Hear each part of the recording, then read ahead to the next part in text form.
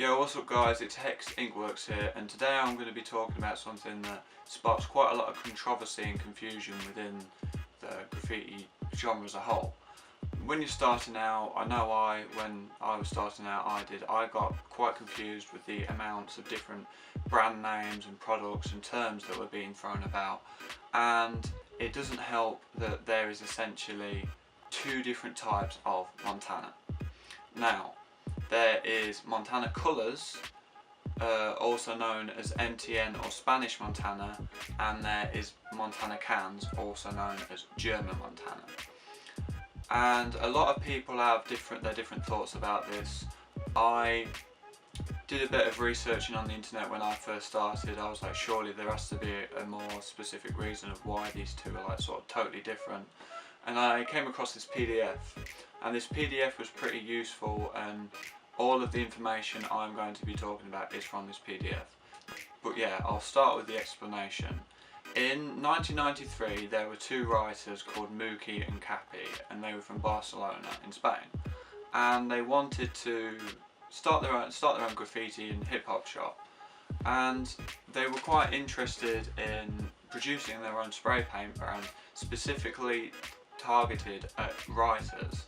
And they got in contact with a spray paint manufacturer within Spain itself called Felton. They ended up speaking to a guy called Jordi Rubio that was some sort of a manager there, and he fell in love with the idea and he was fascinated by it. But Felton as an actual company turned down the idea because they didn't think there would be enough demand, and it wouldn't be worth all the hassle and just wouldn't be worth their time essentially.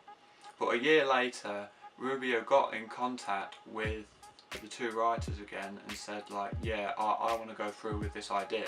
I know everything about paint and how it's produced, how it's manufactured, where we get the cans from, etc, etc, etc, but I need your essentially graffiti expertise, because I can't produce a graffiti product and not know anything about graffiti essentially.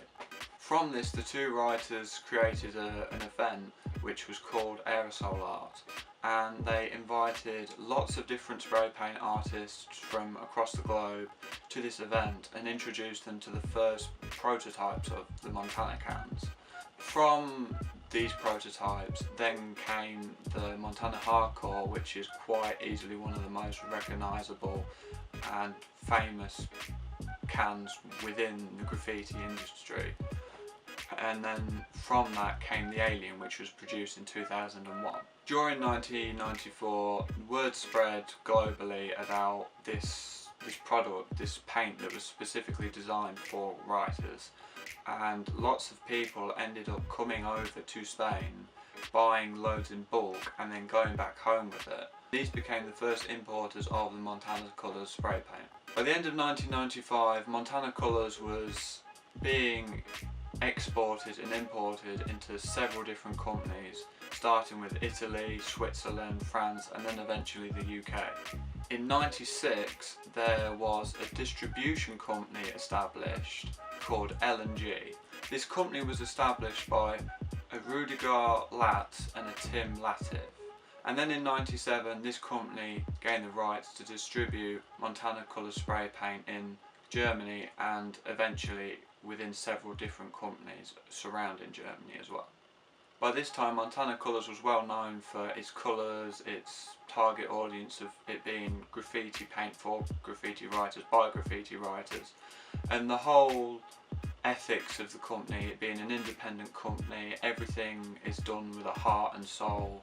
Now, while L&G were distributing Montana Colors spray paint for them, they were in talks with Motive Dupli, which are also known as Duplicolor in the United States of America. This company is the biggest spray paint brand manufacturer in Europe. And L&G approached this company and say, yeah, we want you to manufacture paint for us for Montana Colors audience. Now, obviously with L&G doing a lot of selling for Montana Colors, they're going to see the profit and the demand that's within graffiti paint distribution. And with L&G getting in contact with Motive Dupli, then they're going to realise this as well.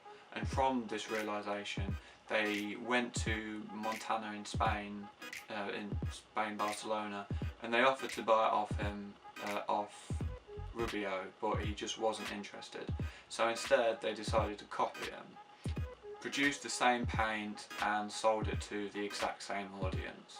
Now, with how L&G distributed Montana Colours spray paint for them, they supposedly have some rights in using the name with how they've helped them essentially.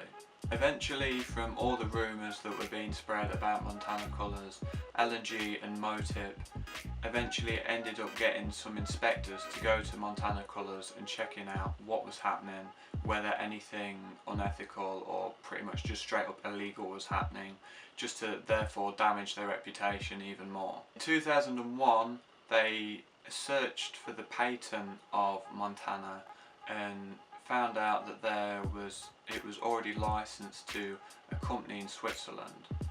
They ended up buying it from this Swiss company, and this enabled L&G to file several different lawsuits against Montana because how they've now illegally obtained the name of Montana. According to this PDF, there are still several different lawsuits that are still happening regarding the name, but the latest entry up to this PDF is around 2002, and obviously we're 2017 now.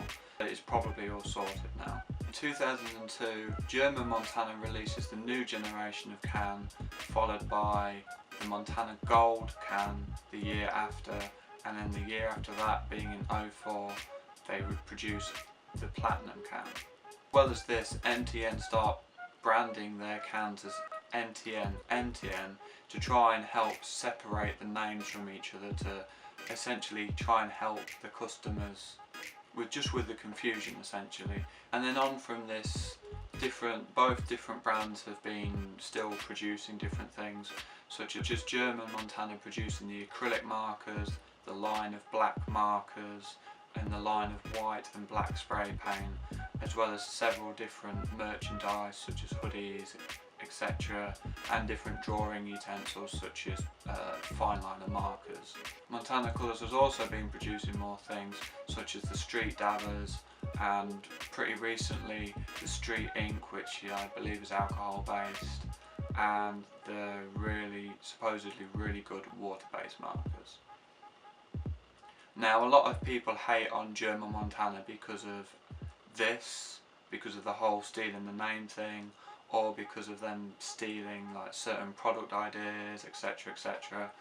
Personally, I'm obviously more for Montana Colours as regards to Montana Cans, because it's the typical situation of the real sort of people versus the big cats in suits, essentially, with legal documents and etc. backing them up, when really in reality, in black and white, Montana Colours would have been, Montana Colours shouldn't have had a fight against these people, because it's obvious they came up with this idea first, but obviously because of legal forms and legalities, then Montana Cans has been able to get away with this.